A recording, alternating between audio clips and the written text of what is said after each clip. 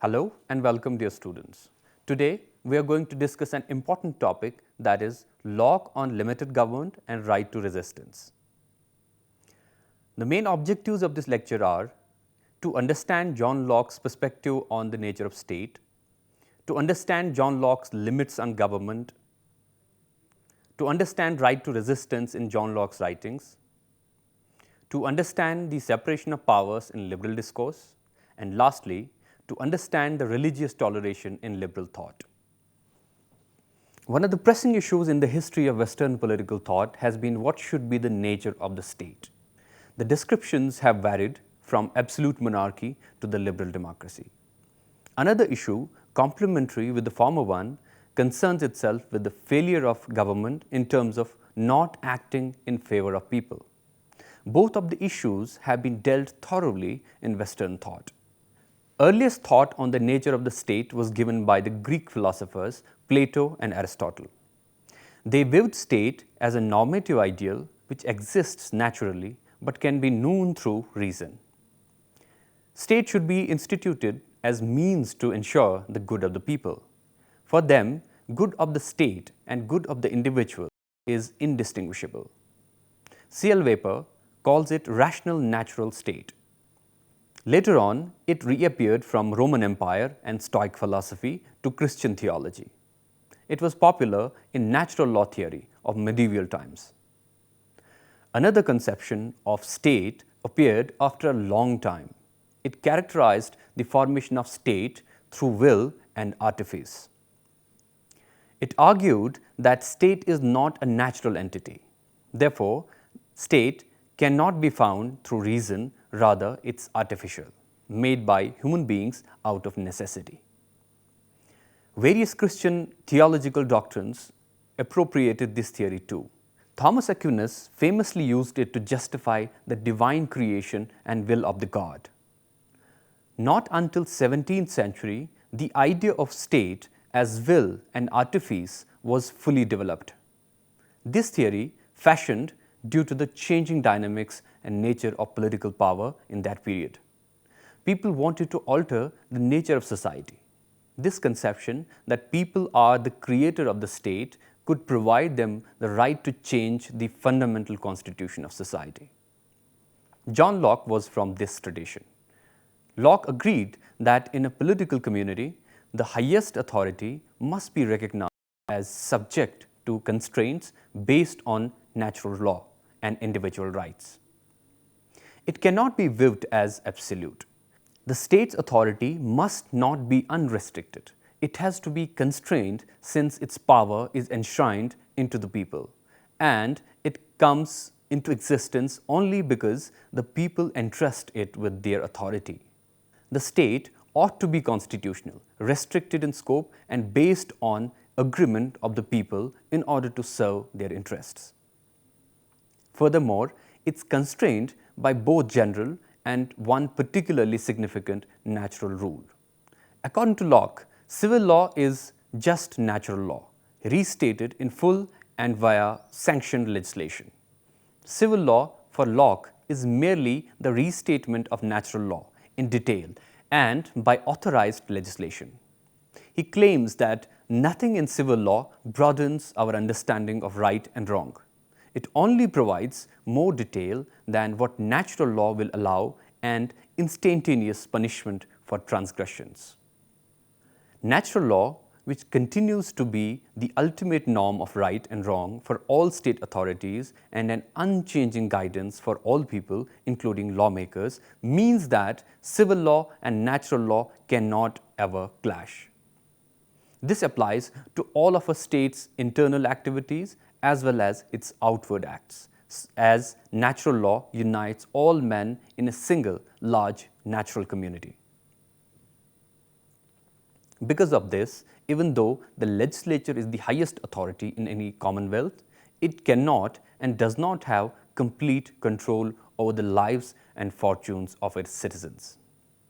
Okay, now let's talk about the theory of consent. Consent plays an instrumental role in Locke's thought. Locke constantly puts his emphasis on the consent. Theory of consent is important because limits on the government are derived from the premise that people give consent to the government. People can draw social contract to form government only by giving consent. If someone does not give consent to the law, the government cannot force them to give consent. Neither the laws are enforceable to them. They will be outside the civil society. If they wish to enter civil society, they must consent to the laws. Those who do not consent to the laws of the state can exist as aliens or stateless. His support of people existing without state is to oppose Robert Filmer's position, a priori condition of state above people. Filmer's position is that every individual is born into the state and a family.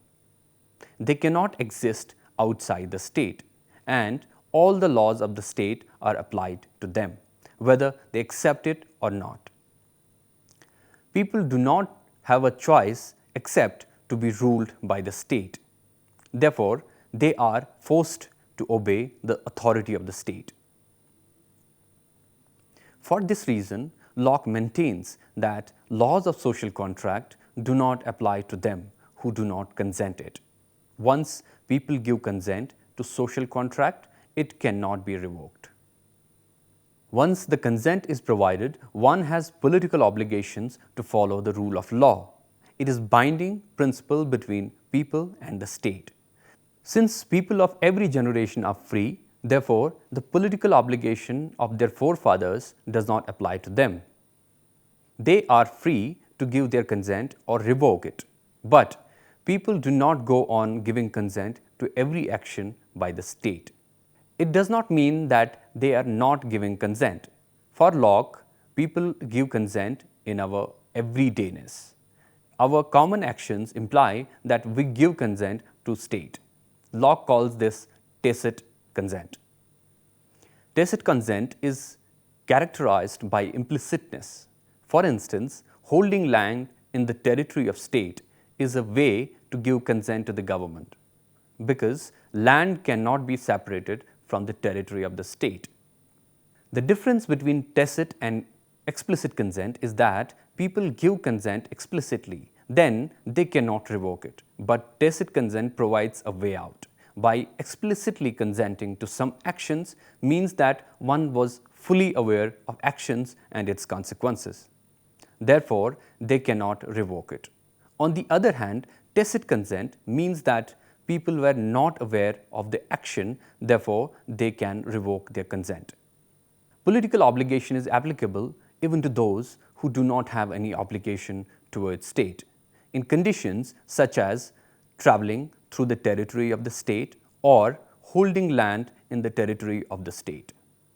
For example, if one holds any property in a foreign country, they are obliged to follow the property-related laws of that foreign country. Or while traveling, they are not citizens of the country, but they must follow the laws of the land. However, people are free to revoke their consent. If someone wants to revoke their consent, they will have to revoke all privileges holding in the state. For example, if someone wants to be free of their obligations towards the state, they will have to leave all the property, all the rights in the state. Now we discuss limits on government. Locke puts various kinds of restrictions on the government. He is challenging all kinds of restraints which could prevent government from forcing any arbitrary laws on the people. It ranges from reducing necessity of state by natural laws, by consent, by natural rights claims of the people, by separating government power from legislature and executive, making legislature supreme governing body, by putting special provisions to limit the legislature and separating state from church. The first and foremost limitation on the government is power rendered to the government. In Hobbes' thought, state has enormous power because there is no choice other than entering into contract to form the state. People are facing such gruesome condition that they themselves willfully submit their rights to the government. But in Lockean conception, government does not have absolute power. People are entering state because they need it to meet certain ends. State is based upon consent of the people and not because they do not have any alternative, as Hobbes puts it. Locke emphasizes that rendering absolute authority to government is not plausible for individuals. Absolute authority will not act in the interest of the people. Instead, it will act in their own interest. Government must rule according to the law is another limit on the government.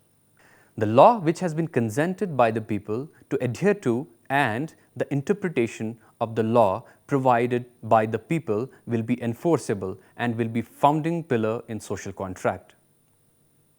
If the state acts against the interests of the people, then it will be contradicting the terms of the social contract. And contract is ensured by the government, but government cannot violate the social contract because first, existence of government is founded on the social contract and social contract is founded on the laws of nature which are already in the state of nature. These laws continue even after people leave state of nature and enter into civil society by partially their rights. Government is required to rule according to the law. Second, if government does not follow its obligation towards the people, consequently, people will not be obligated to follow the government. Locke constantly states that ultimate purpose of government is to act in their public interest. The public good is paramount for the government. Government can make any civil law to serve the public good.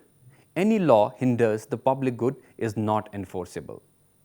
Government cannot withdraw the natural rights of individuals. People are willing to submit a little of their rights to form the government in order to enhance these rights and their privileges. Any curtailment would be contradicting this fundamental position. Most important of these rights is right to property. Government cannot snatch away the property of people. If government snatches the property, then the legitimacy of the government is delegitimized in effect. But there is a conflict between laws to be adhered for public good and denying the right to property. What if government taxes its citizens?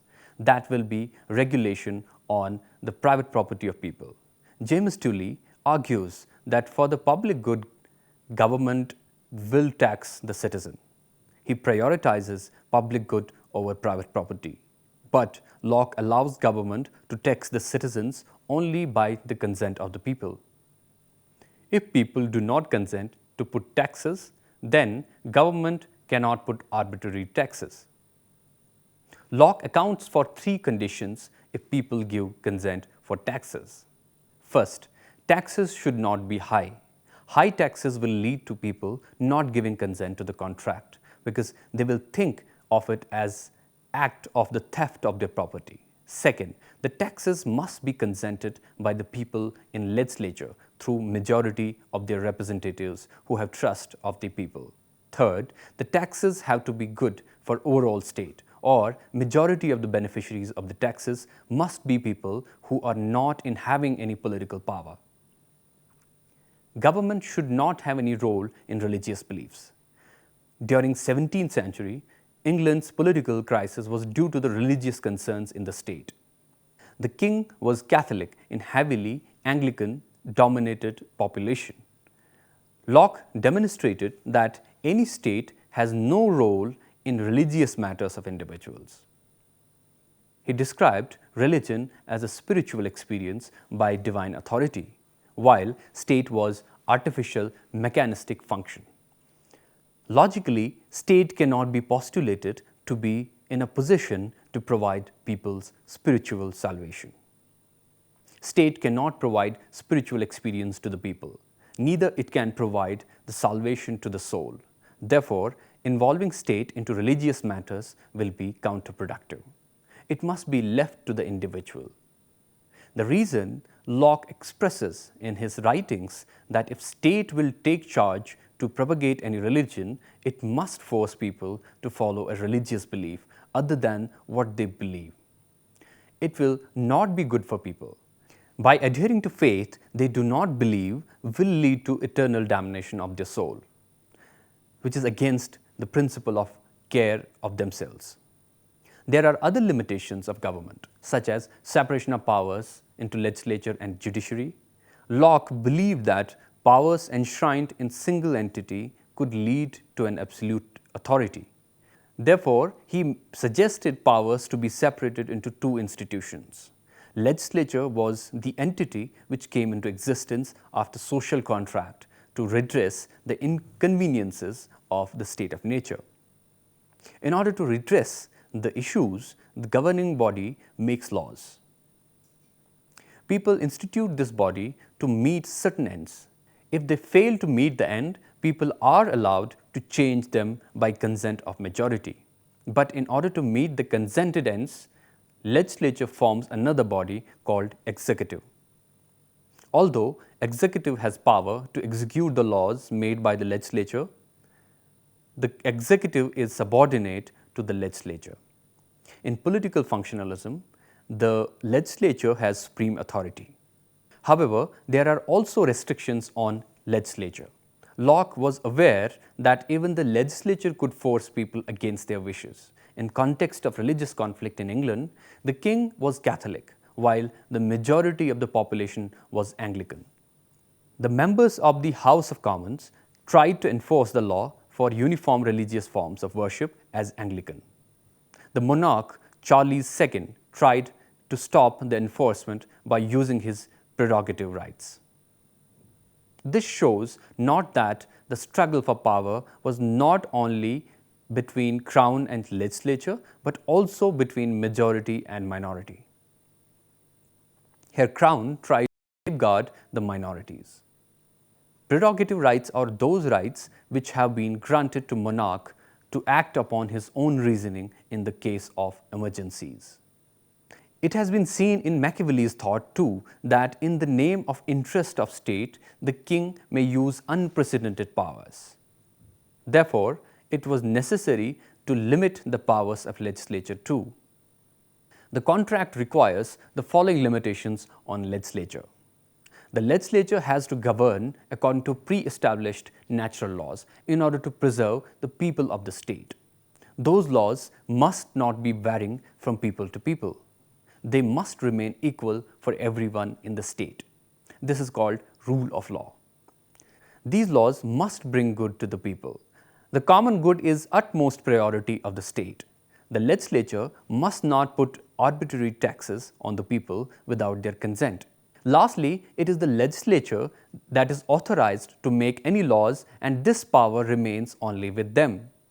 It is non-transferable to any other person or entity and any place other than people.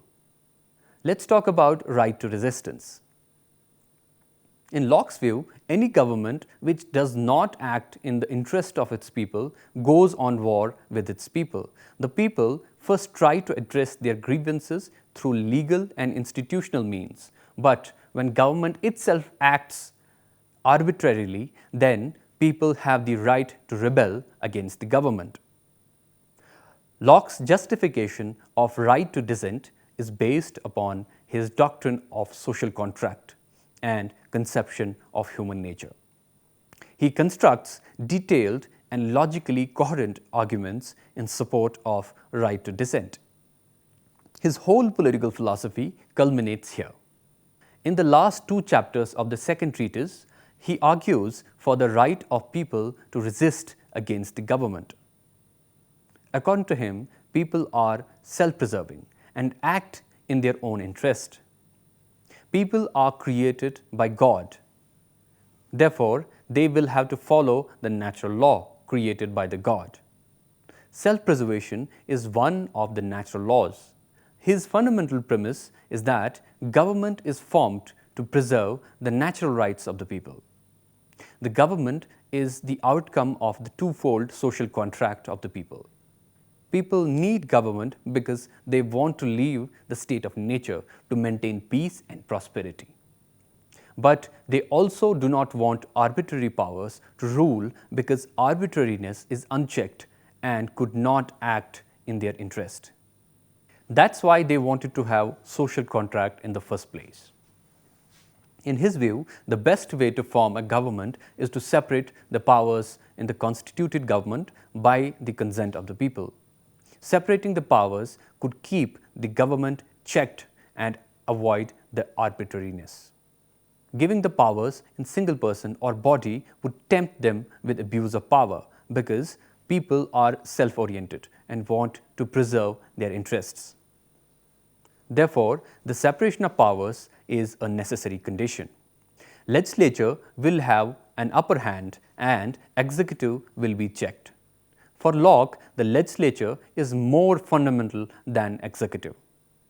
Locke's view on the government begs a question. What if government acts in own interest or it abuses the power? Locke also asserted categorically that government could be altered, amended, changed or dissolved legitimately and listed 5 occasions when this is possible.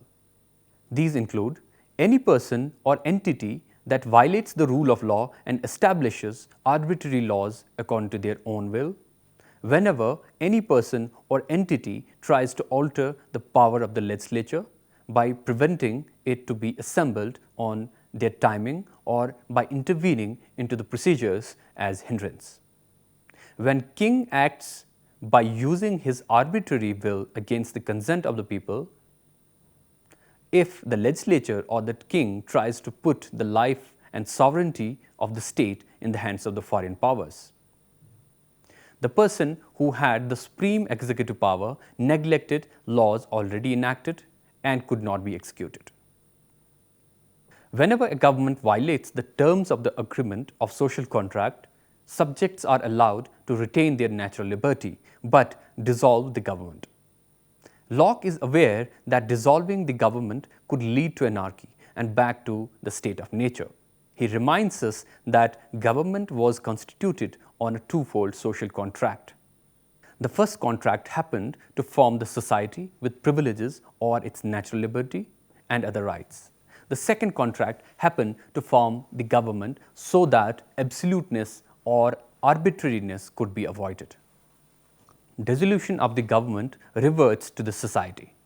It brings back people in the position where they again form the government without going back to the state of nature. This right to dissent empowers people to take a stand against the government if it is in wrong hands. He is aware of the fact that government is a large entity in front of the individual, but he advocates for individual to stand against the government. A single person or few people cannot overthrow the government until they have the trust of the people, because every individual is property of the God. Locke's conception of right to dissent is logically coherent and dictated by common sense. His views are radical according to his times.